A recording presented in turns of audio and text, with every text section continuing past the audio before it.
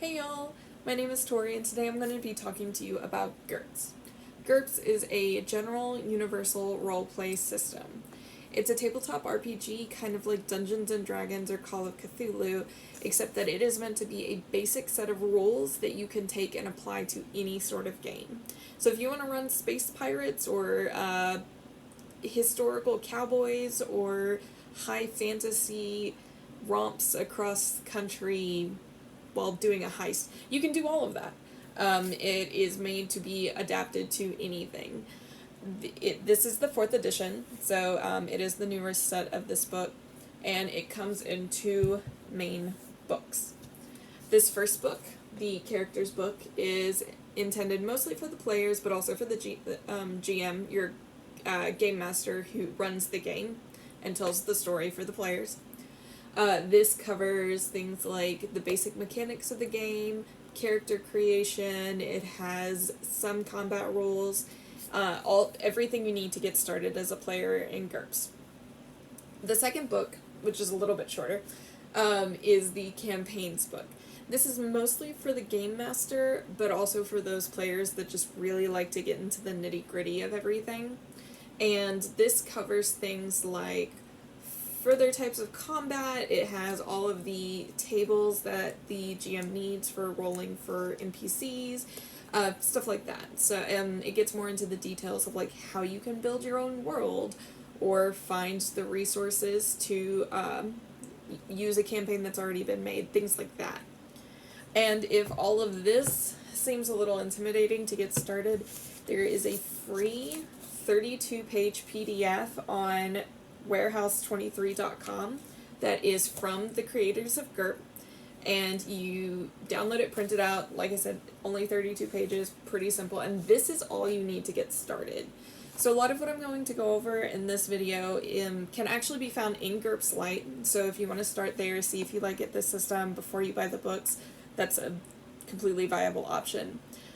So the first thing I'll be going over is the mechanics of the game, what you're going to be doing with those 3 6-sided dice, and the kind of rolls that will be made throughout the game. Alright, so the first roll in the mechanics of GURPS is the success roll. This is the roll that the GM will have a player make against their stats. So you can see this is a character sheet that's already been filled out. It's in the back of one of the books. And so she's got her attributes here, and her other stats down here, and skills, and we'll go over how to make all this into a character sheet later. But for a success roll, what the GM would have you do, like an example would be if you're trying to move a rock out of the way of a path or something like that. The GM will have you roll a success roll against your strength. So what you'll do is you'll take your 3d6 and you'll roll. So you're trying to roll under your strength score. So Iotha here has a strength of 9. I rolled a 12. So Iotha fails the strength check. So she would have needed a 9 or less to succeed. The GM can choose to let her re-roll, or other players can help, or there can be some sort of problem for failing. There are modifiers in certain situations, and if you played Dungeons and Dragons, you're probably used to modifiers, though in those situations, you add the modifier to your roll. In GURPS, you add your modifier to your stat. So let's say you're trying to roll strength to move this rock, but somebody is on the other side of the rock holding it still. The modifier might say roll strength -1 because there's a person causing difficulty. You will roll against your strength score of 9 -1. So now you're trying to roll an 8 or less. So you would roll again. So that was a 7. So this would be a success. So Iotha succeeds in her strength check. Certain rolls are always a success regardless of your score. So a roll of a 3 or 4 is always a success. And a roll of a 17 or 18 is always a failure. Okay, so the second roll that's in the mechanics of GURPS is the reaction roll. This is a roll made by the GM whenever the players encounter a non-player character, an NPC, that the GM hasn't prepared an exact response for. So they're letting a roll of the dice decide whether that NPC likes the player characters or hates the player characters. As you can see in the, this is the campaigns manual. there is a reaction table that helps the GM decide the reaction based on the die roll. So unlike the success roll, you want to roll high on this because you're trying to get a higher score, which means that they have a very good reaction to the player characters. Like the success roll, there can be modifiers. A penalty, so a -1 to the roll, would make the character less friendly to the player characters, whereas a bonus would be a more friendly reaction to the player characters. The GM can decide to award penalties or bonuses based on skills that the players have taken, based on the way that the players role play interacting with this NPC. So just like the success roll, you use your 3d6 and you roll. So we'll say that this player character finds one of the characters very attractive because they took a skill that makes them more attractive. So it's a +1. And unlike the success rolls, this one does apply to the dice roll. So it's a +1 reaction roll. So that is 10, 13. So it's a 14, which is really good. So you can see over here, 13 to 14 is a good. And this gives a rundown of the benefits for this NPC and how they feel about the player characters. And this affects future RP. It affects any sort of resources the NPC might be willing to give the player characters, anything like that. The only thing that the guide recommends is to not replace a random dice roll with something that makes sense. So if the NPCs act really terribly, or the player characters act really terribly towards the NPC, it wouldn't make sense for the NPC to suddenly love them. So the last kind of roll in GURPS is the damage roll, which is what you roll whenever you successfully make an attack against an enemy character. This is something that we'll talk about a little bit more when we get to the combat part of this video. Alright, so the next part of GURPS is the character creation. As you can see, I've got Iotha again. I've got her character sheet pulled up over here, and I've got a blank character here. I'm going to use this blank character to walk you through the steps of how a character like Iotha would be made, just so you have a concrete example and see like how you get from point A to point B. The main thing with character creation in GURPS is that it is entirely point buy. So when you're creating your characters, the GM will give you a certain number of points to buy abilities, to buy your scores, to buy any special skills or traits or anything like that. In the guides, including the light version, there is a character points suggestion, and this shows you how many points you might give certain people. So Iotha here has 325 points, which makes her a legendary character.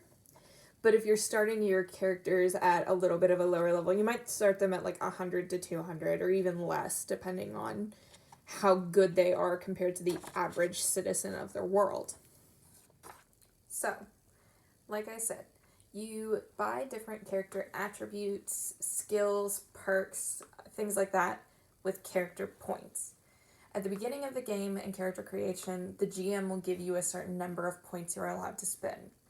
You can also earn points by taking disadvantages, which cause problems for your characters. There'll be things like you can take a bad vision as a disadvantage, and it gives you a negative modifier to certain traits, like being able to see. So when you roll against being able to see something in a distance, you might take a negative modifier for that, which sounds like a bad idea, but by doing that, you earn a certain number of points to apply to other places that you might want it.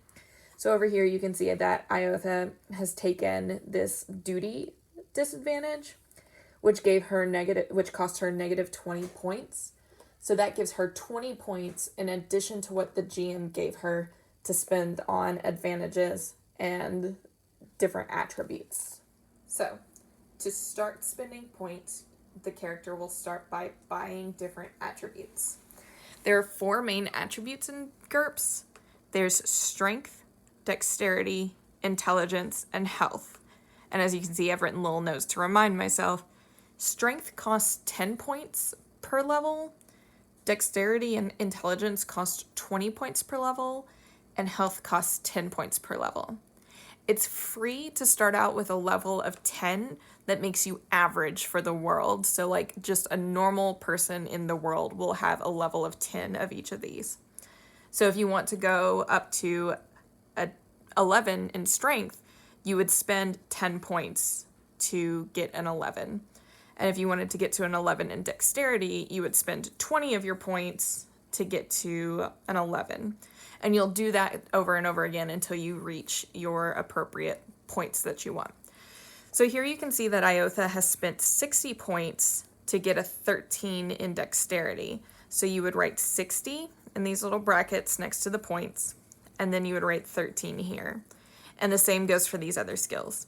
The only difference is her strength, which for this character, they use these pre-made point sets. So there's the pre-made elf racial learned skills and racial characteristics. And so strength is a -1 for the character. So that's why she has a 9 in strength. But otherwise, she has bought these different levels, and you would fill that in like so.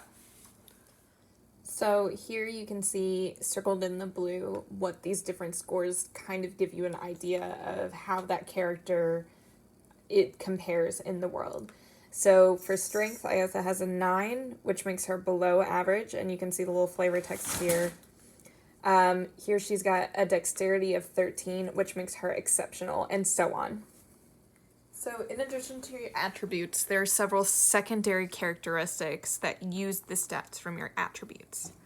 There's your HP, your hit points, which is how much damage you can take during combat or during other situations where your character might be injured. This score is based directly on strength. If you want to raise your HP, you need to raise your strength score. Your will is your character's ability to take psychological damage or psychological stress.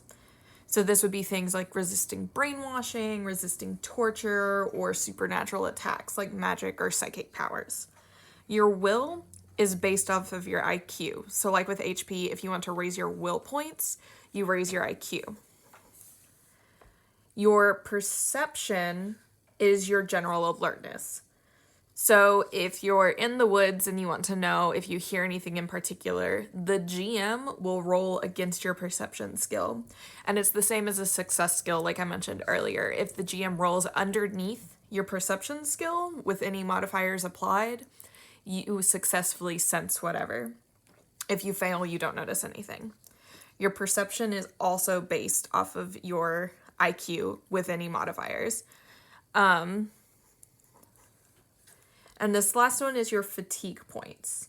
This is your energy supplies. Certain activities are going to make your character tired, which has different effects based on how tired they are. Your fatigue points are based off your HT. So, that's 11. Something that might not have been clear when I was explaining this. Iotha's perception is 14 and her IQ is intelligence.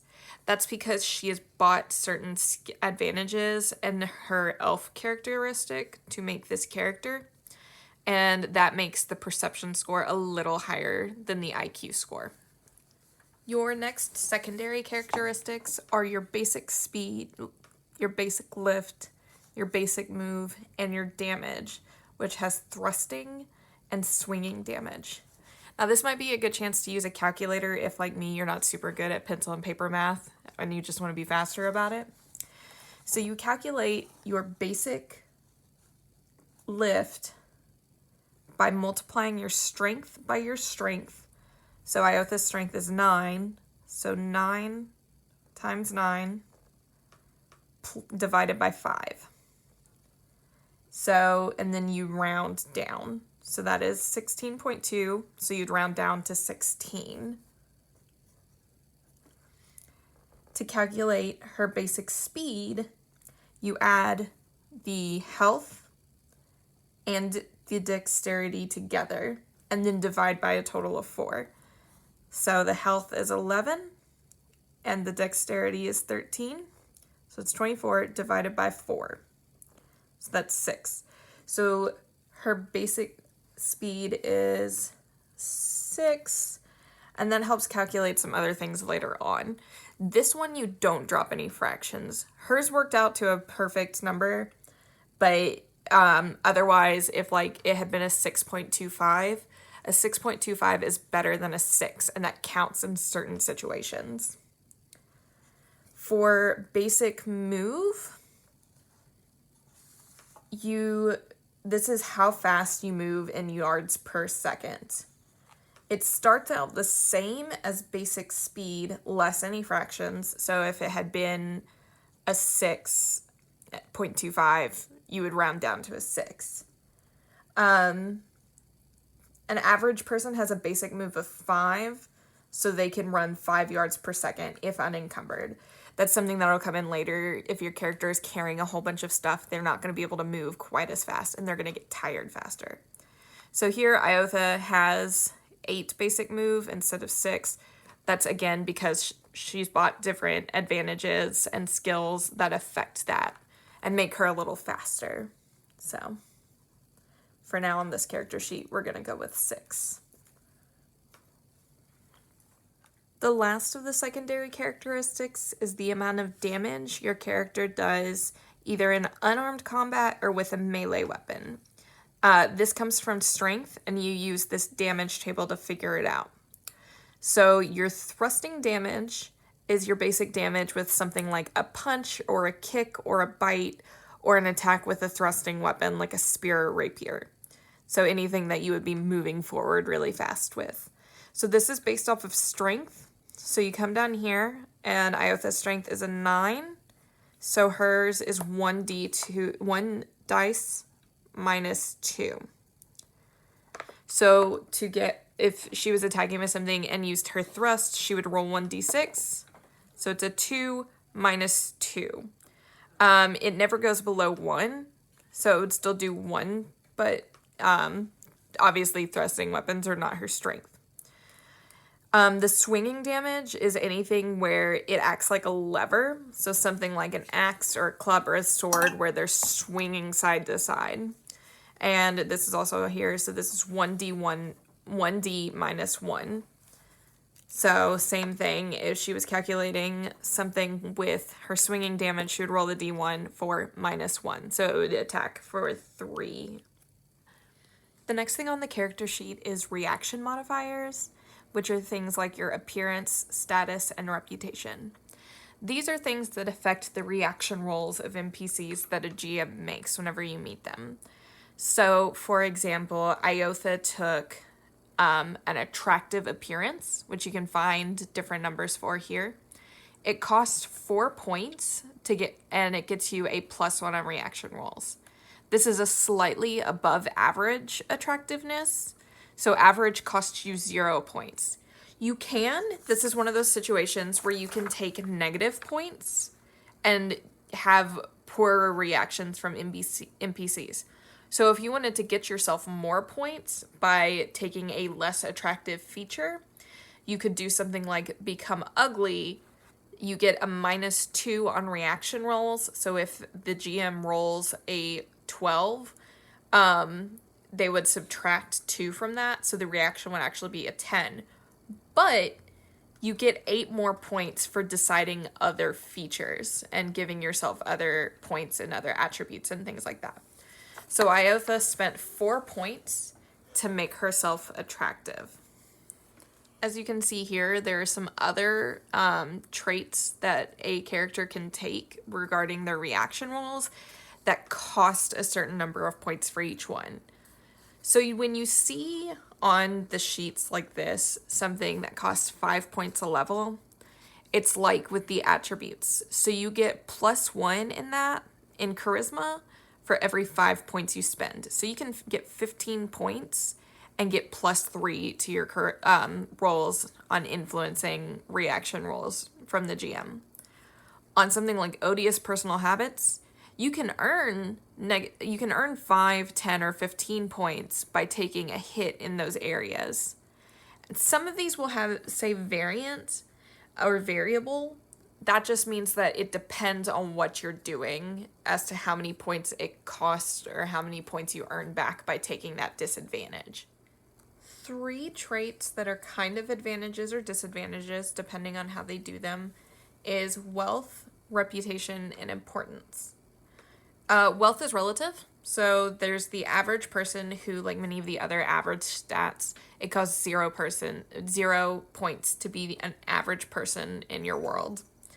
And then you can either choose to go anywhere from dead broke, which costs negative 25 points, so you would get 25 points to spend on other attributes, or up to filthy rich, which costs 50 points.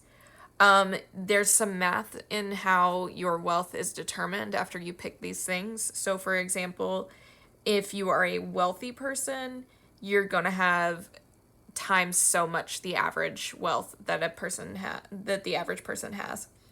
This we'll get a little more into when we get to the equipment buying part, but it is important for that regard, and also a little important for role playing.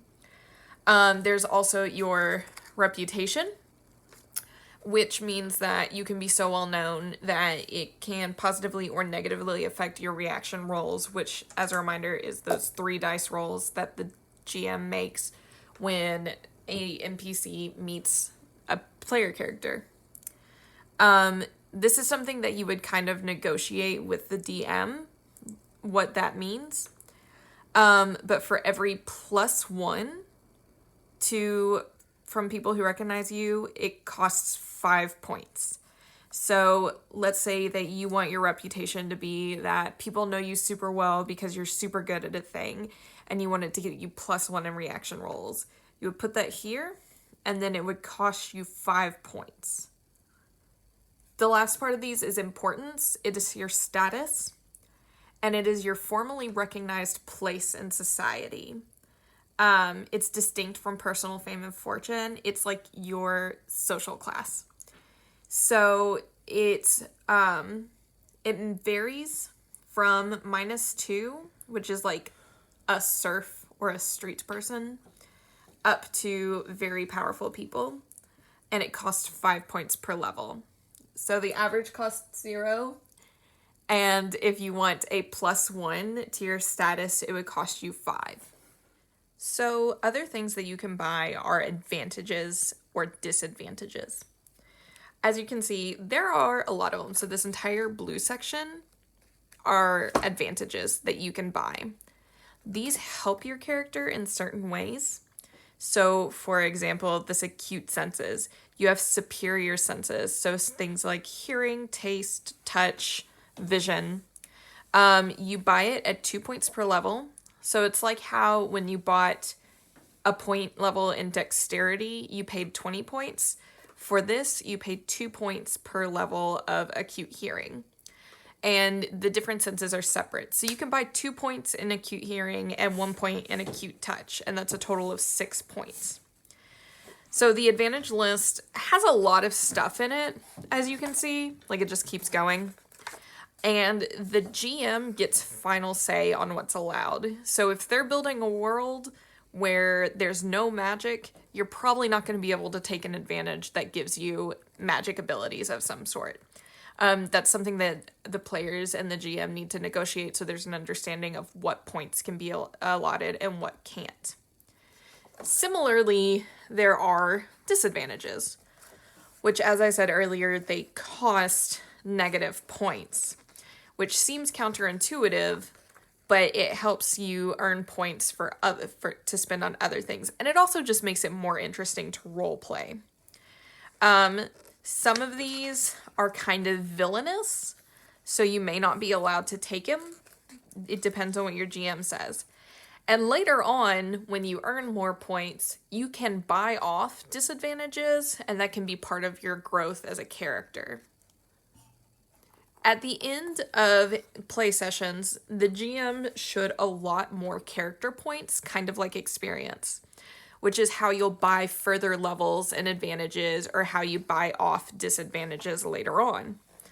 So at the end of a particular play session, the GM might say, oh, this person roleplayed really good, so they get 3 character points. And it might build up slow, but eventually you'll be able to save them up and buy more things.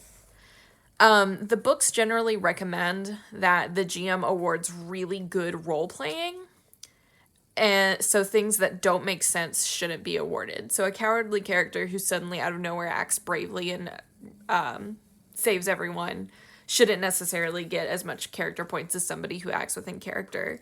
Although advancing the story should be rewarded as well. It's really up to the GM how many character points that get awarded. And that's how you level up your character, is you earn these character points and you buy more advantages, you buy more in your attributes, so you can increase your dexterity at the same cost of like 20 points per level. Something else that affects your character and the abilities and advantages and whatnot that they're allowed to take is the tech level of the world. This also, as you can see, affects their starting wealth. So the tech levels are measured from 0 to 12 plus, and GURPS gives you examples of what the different tech levels might be, which gives you an idea of what weapons would be available or what kind of skills that the characters might have. So for example, a tech level of 3 would be something like a medieval one. You can, of course, kind of adjust it to whatever you want it to be, but it kind of gives you an idea of the level of technology they would be expected to have. So somebody at a tech level of 3 might be really good with certain animal handling things like horses, but they may not be very good with something like guns, if your GM even allows that in this tech level. So as I said, this affects the types of skills and advantages they can take, and it affects the starting wealth. So these wealth right here is the average person. So as I said earlier, certain wealth levels are a certain amount times the average effect, the average wealth of a person.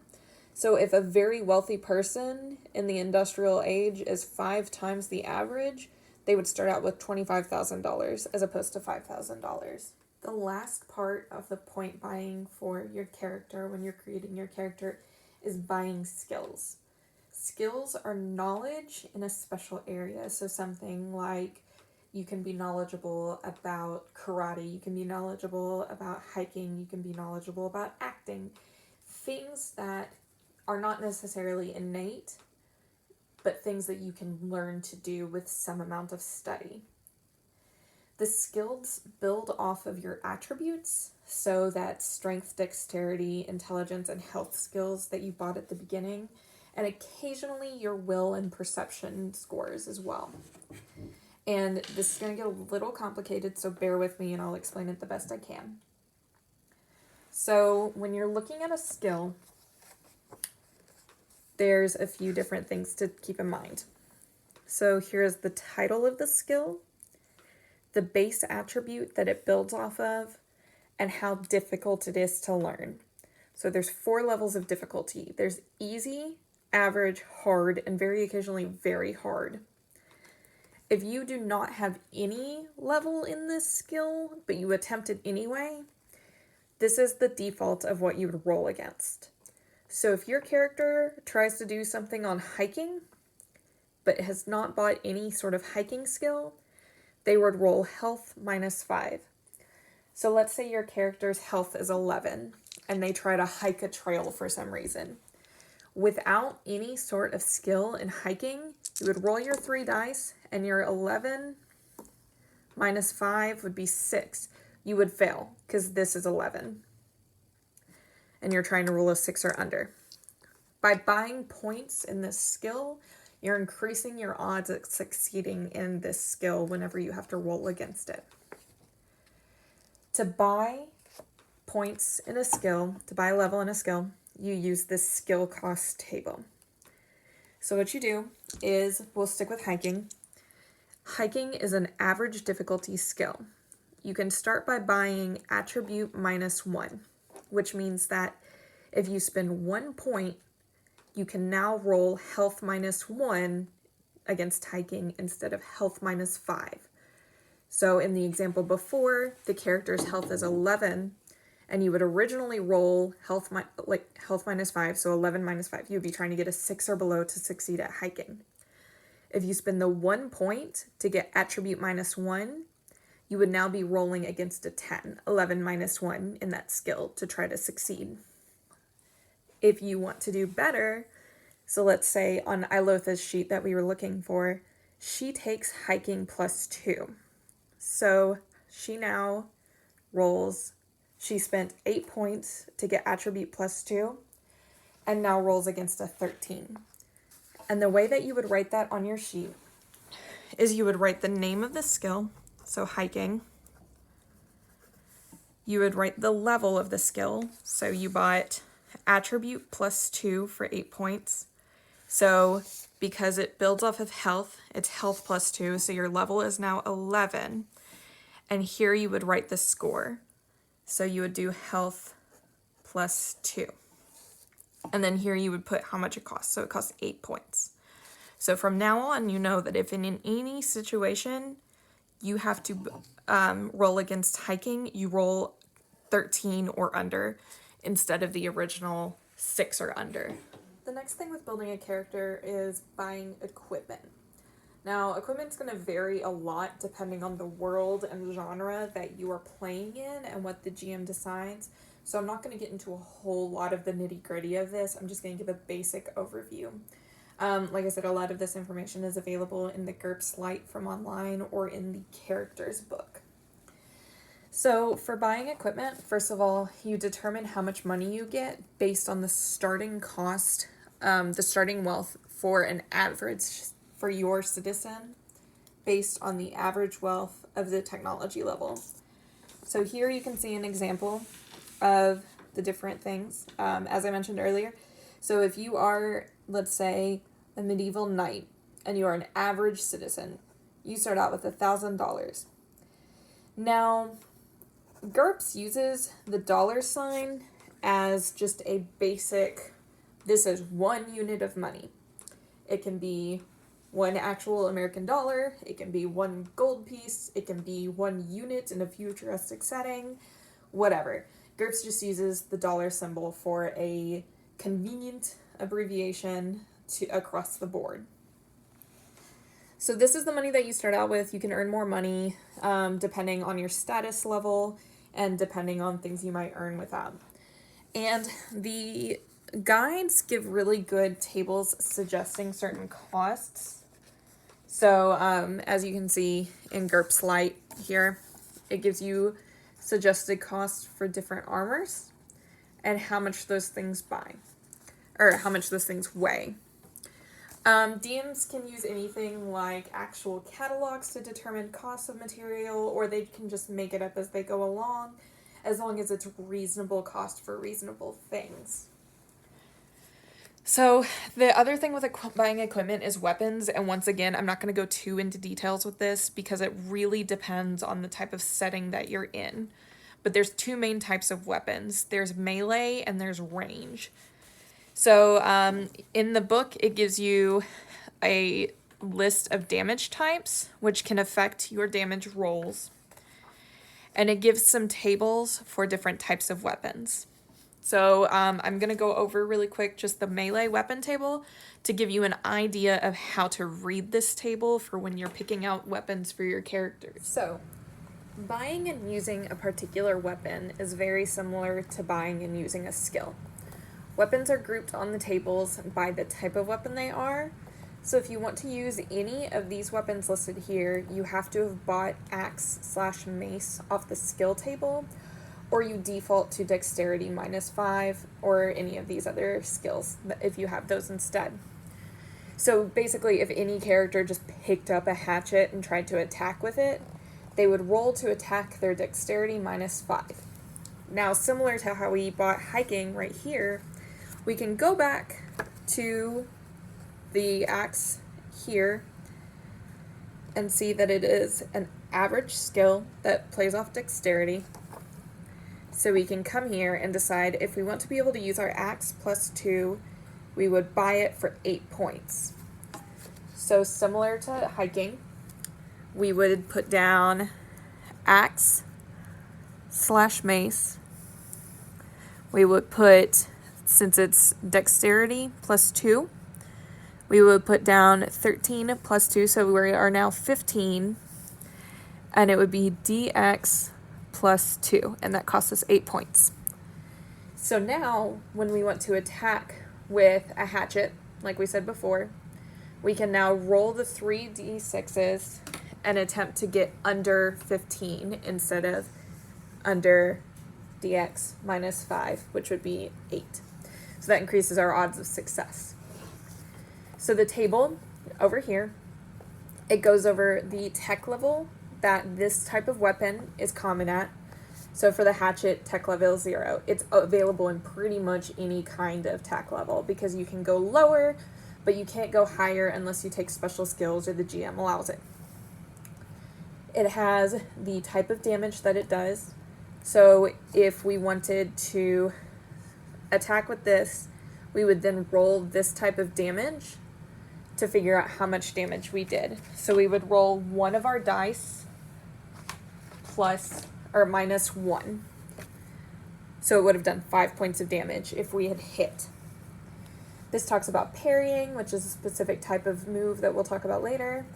How much it would cost, how much it weighs, which affects your movement and affects how fast you get tired. And the weapon itself has a strength score. So if for some reason your GM decided to test the strength of your hatchet, they would have to roll an 8 or a lower to succeed. So like anything higher and the hatchet might break. And it goes down like this for all of these different weapons. There is information on making our own weapons in the campaign book, which I'll point out later. But it's basically the same all the way across. If there's a little line, it means that this does not apply to it. So like here you would need the brawling or it goes off your dexterity. And so if you wanted to use your teeth, you don't have to have a specific tech level to use your teeth. And here's the damage. The reach is like how close you have to be to a person to use it. And it goes the same way across. It doesn't cost anything because presumably most things have teeth unless your character doesn't. So this is the second page of the character sheet, so it's 2 pages. So it has the one that we've been looking at so far, which you keep your scores on, and then this one which you use to record your weapons, how much damage, reach, parry notes, everything that they do, so that way you don't have to flip through the book constantly. Any other possessions that you might have, and the total cost of these things. These are found in Chapter 8, and any sort of character notes. They also have this point summary table where you can keep track of what points have been bought, what points have been attributed to different things, and how many you've earned back from disadvantages or quirks. One last note on buying equipment. The character's book does have suggestions for common miscellaneous equipment that your characters might need. So for example, tents of various sizes, lanterns, different things. Like if you live in a tech level 8 world, you might need a cell phone. So this is all examples on things that you could use that the GM can either use directly or use to influence future things that they might make available for players. So when it comes time to play the game, the GM will start telling the story. They'll usually tell the situation, what your characters are seeing and what's happening, and your characters will react. A lot of times this will work out in roleplay, so GM will say what's happening, character says what they're going to do, GM reacts to that. And sometimes there will be different kinds of rolls that you make. So a lot of this is where those success rolls come in, where you take your 3d6 and you roll against certain skills. So there are 2 main types of out-of-combat things. There's physical feats and mental feats. So physical feats are going to be anything that uses your strength or possibly your health. And then your mental feats are going to be things that might use your perception or will. These will be depending on the situation, what your characters are trying to do, but generally it's like the success rolls we said earlier. So like vision, you're trying to see something, the GM says roll a vision roll. If you've got the vision skill, you use that. If not, you use the default. Let's say it's a 13. You rolled a 5. You don't succeed. You don't notice anything. One of the biggest things that needs to be paid attention to is what the GM says goes. So if there are different roles available, if the characters disagree, it's okay to bring it up, but in the end, you should defer to what the GM says since they are in control of the story. But the GM shouldn't take advantage of that. They should be fair and do whatever makes the most sense. The other type of play in GURPS is combat. This is when your characters will be fighting. They might be fighting villains. They might be fighting people they've just made mad. It just kind of depends on the situation and the genre that you've ended up in. Combat turn sequence, so who goes first, depends on the character's basic speed, which we calculated at the beginning, if you remember. So that is here. So that's why you include fractions. So if it had been a decimal point, you would have included that, because somebody with a 6.25 is going to go before someone with just a 6. So turn sequence is set at the beginning of combat and doesn't change. If there's a tie and it's NPCs, the GM decides who goes first. If it's a tie and player characters are involved, whoever has the highest dexterity goes first. If they tie on dexterity as well, they just roll 1d6 and whoever gets the higher goes first. During combat, everybody gets one maneuver. So as you can see here, these are the maneuvers that you can take. Mostly there's all-out attack, aim, all-out defense, attack, change posture, concentrate, do nothing, evaluate, feint, move and attack, ready, and wait. Also, it's similar to do nothing, but not quite the same. All right. So we'll go over each of the maneuvers really quick and what those mean. So the first of the maneuvers is aim. This is when you aim a ranged weapon or something that you can aim and do better with, like a camera, as I mentioned. This takes up your entire turn, but it gives you a bonus when you eventually attack with that ranged weapon. When you do an aim, you have to specify what you're aiming with. So if you have multiple ranged weapons, you need to specify which one and what target you're aiming at. This gives you your bonus whenever it comes to actively attacking. You can do an all-out attack, which is when you spend all your energy attacking. This means that you cannot defend against any other actions taken against you during a turn of combat. So a turn of combat is everybody taking their maneuver. So if there's 3 player characters and 2 NPCs, all 5 of them taking their maneuvers is a turn. And a turn takes 1 second. If the GM thinks it should take a little longer, then they can change that around. It's common sense, whatever you feel like works best.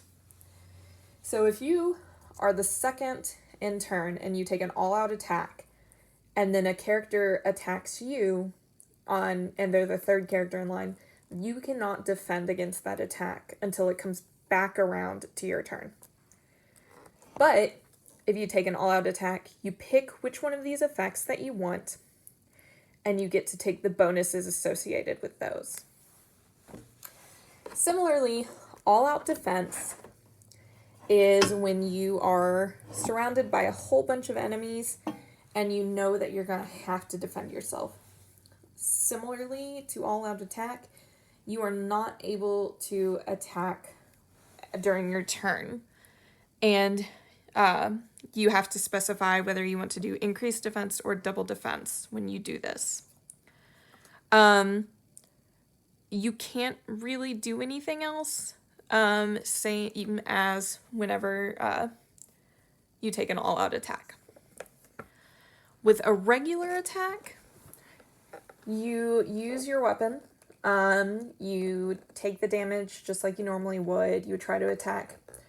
And then you can still defend whenever you get attacked by enemies later in the turns. Changing posture means you change between the following postures: standing, sitting, kneeling, crawling, lying prone, which is face down, or lying face up. It takes 1 whole turn to change posture between any of these, except when you are laying down to standing up. That takes 2 change posture actions. There are certain advantages to the different postures. So for example, if you are standing up, you're easier to hit, but you can move faster. If you're lying down, you are smaller to hit, so it makes you more difficult to hit, but you have a little more difficulty moving. You can concentrate, which it's similar to aim. It gives you a bonus the next round to something else. do nothing is exactly what it says. You do nothing. So you don't attack, you don't do anything. If you have been attacked by something that has stunned or surprised you, you have to take this. And a stunned character defends at -4. This goes over the recovery from physical or mental stun. And when you do nothing, you can still defend. So if you are second in the order, like before, and you choose to do nothing, and the fourth person in the order attacks you, you can still defend against them, unlike something like the all-out attack where you can't. You can evaluate, which means that you specify a visible target, and that gives you a +1 to a skill for any of these maneuvers made on your next turn against that target only. If you try to change targets or something, you don't get that bonus. A feint is a fake melee attack if your weapon is ready. So some weapons require you to take a turn and ready it. So pulling it out, getting it ready, we'll go over that in a second. And you make a single opponent and you roll a quick contest of melee skills. So in that case, you roll against a skill. So let's say it's a strength of 13, you roll against it, you didn't get it. But if they also roll, so if whoever got higher wins the contest. There is also move, which is just what it sounds like. You move, you take your full move score. So if your move score lets you move 30 feet, you can do that.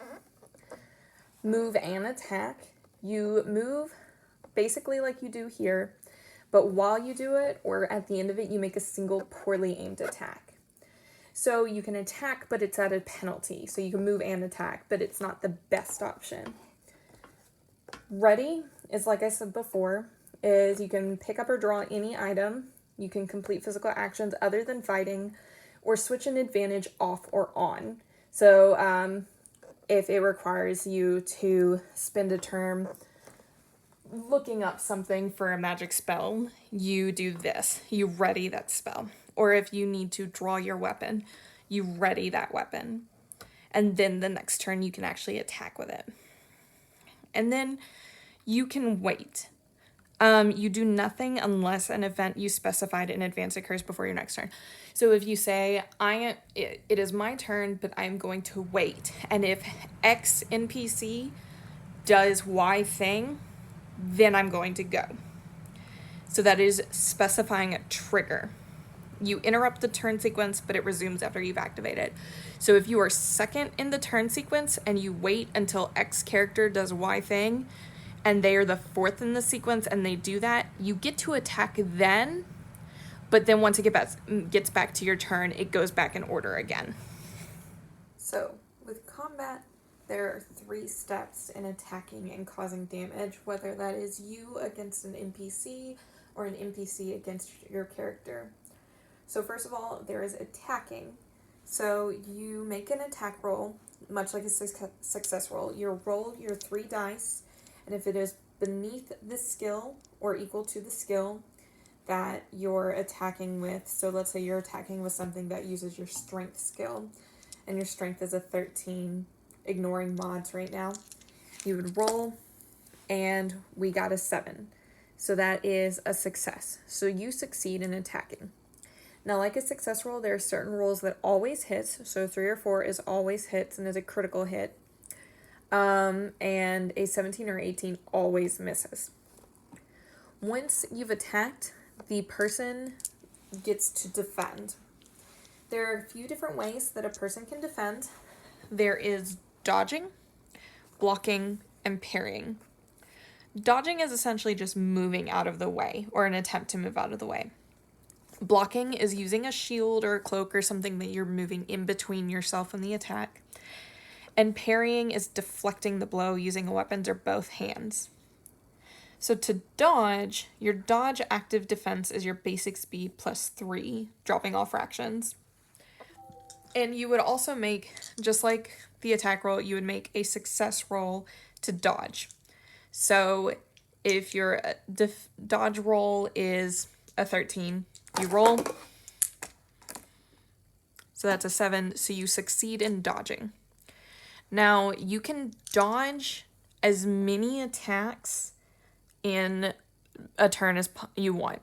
So if there are 5 people in a turn order, 3 NPCs and 2 player characters, and all 3 NPCs attack you, you can dodge every time.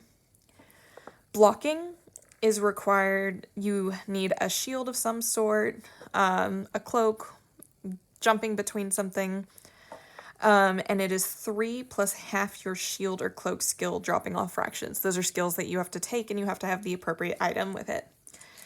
So you do a success roll against it, and if you succeed, you block. Now you can only block 1 attack per turn. So if all 3 of those NPCs mentioned earlier attack you, you can dodge 1, block 1, and then dodge the second, but you cannot block a second one. Parrying is about the same. You use your sword to parry one of their swords. If somebody with a ranged weapon is really close to you, you can try to parry with your hand if you have an open hand, so that you knock them away from you. And you can use most melee weapons to parry or an open hand. So you would roll a success roll against your parry active defense, which is the given weapon is 3 plus half your skill with that weapon, dropping all fractions. And once you do that, you've knocked them out of the way. You can only do 1 parry a turn, just like you can only do 1 unless the person is attacking you unarmed. You can parry as many times as you want. So, your attack against an enemy was successful and their defense failed. Now it's time to roll damage and determine the amount of injury they take. So you roll damage based on your weapon and skills. That's really kind of very dependent on what weapons you take and the genre that you're in. So I'm not going to go over every little part of that, but if you go back, it tells you how to determine damage based on weapons. So let's say you hit them and the damage is 1d plus 2. So you roll your dice, so it's 3 plus 2. So that 5 goes against any damage resistance they have. Now, damage resistance is something like a natural resistance from thick skin. It can be armor that they bought. It can be a shield if you're attacking in a certain way. So if they have a natural damage resistance of 2, you have a leftover damage of 3. So they take 3 hit points worth of injury. Now, the amount of injury they take, or you take, affects you in different ways. So if you have less than 1/3 of your HP remaining, your health points, you have to have your move and distance. So you can't move as quickly or as far, and you can't dodge as well. Dodge, not distance, sorry. If you have 0 or fewer HP left, you hang on to consciousness barely. You must roll versus your health each turn to avoid falling unconscious.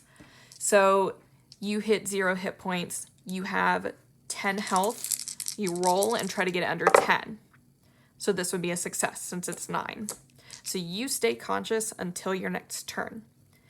If you go to fully negative HP, so this means if you have 10 health points and you make it down to negative 10 health points, you must make an immediate health roll to avoid dying.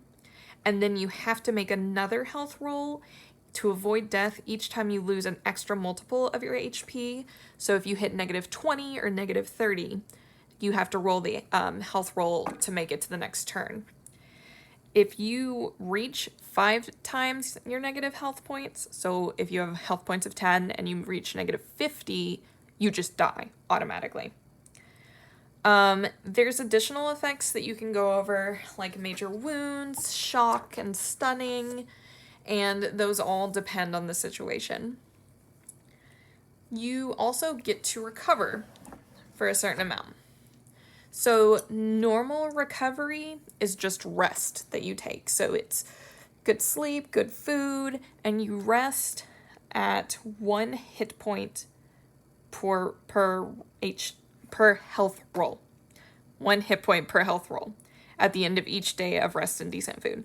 So it could take multiple days to regain all of your hit points. And finally, there is fatigue. Now, if you remember, we calculated our fatigue points based on our health points.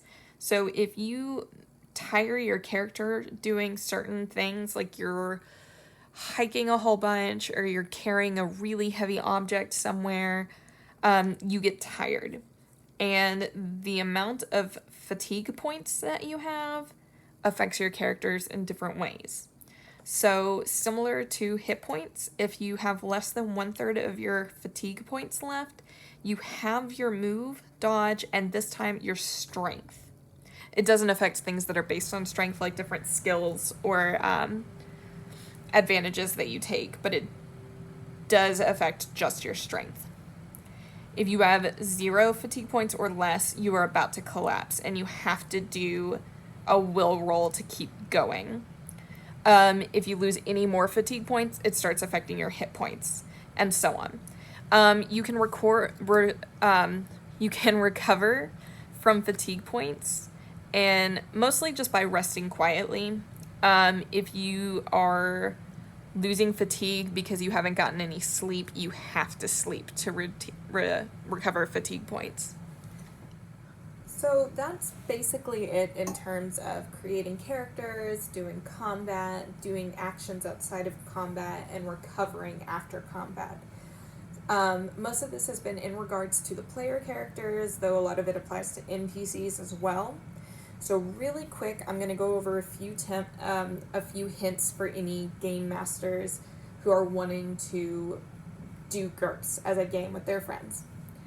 So as mentioned, this book, which is the character's book, is pretty much all the players need. It does have a really light version of the combat section, as we saw, as well as GURPS Lite also goes over everything that you basically need.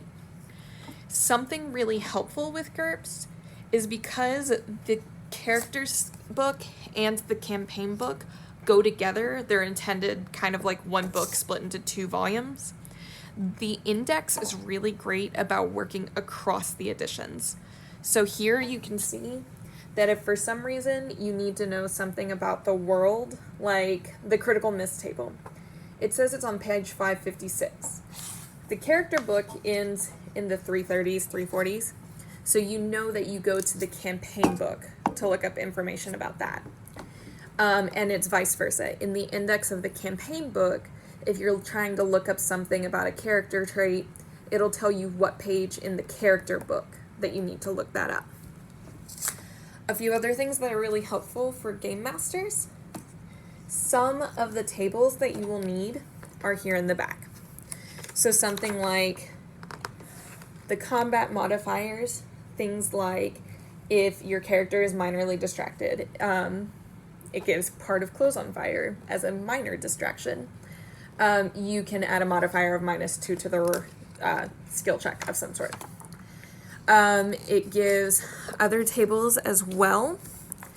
So like the maneuvers table or the size and speed range table, which gives you effects on different kinds of attacking targets. And it also gives you things like the reaction table that only you would see. So this is what I talked about in the beginning with the reaction rolls that GMs roll, but player characters don't. This is the detailed version of that is left out of some of the other material. It gives you advice on what to do with different rolls for different NPCs. It's also really intimidating trying to start a world from scratch.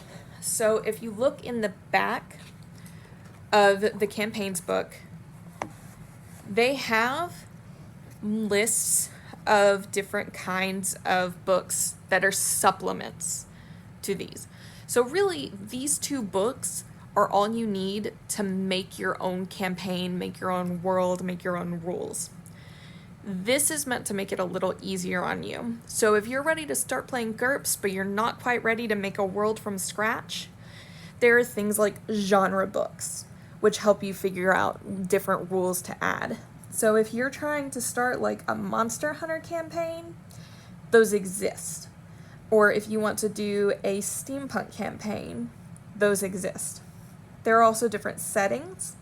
So Infinite Worlds, there's a little bit of an introduction to Infinite Worlds, which is like a multi-dimensional world that the creators of GURPS have made that people can use. It's expanded on in that Infinite Worlds. And then there's also GM advice, how to be a GURPS GM, rules expansions. So if you're getting into a world that really gets into something like martial arts, it has additional rules to those sorts of things. And then there's catalogs. So Creatures of the Night, which is going to have like horror movie monsters and the sorts of things if that's the kind of campaign you're wanting to make. So you don't have to try to make it all from scratch. There are also game aids.